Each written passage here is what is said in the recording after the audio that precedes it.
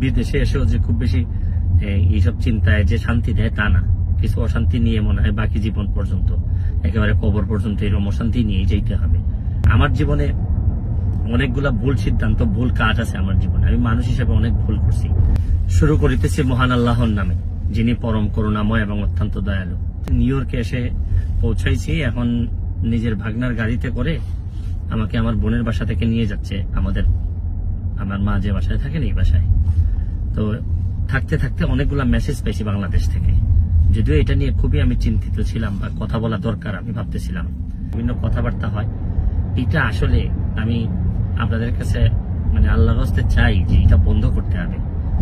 এটা যদি বন্ধ না করেন মানে অনেক মানুষের অনেক নির্যাতন হয়, অনেক কষ্ট হয়, এইসব যন্ত্রণা আপনাদেরও, আমি প্রায়ই হয়তো এইভাবে যন্ত্রণা আপনাদেরকে দিতে হবে, আপনাদেরও নিতে হবে, আর আপনাদের যন্ত্রণাও আমি নিব।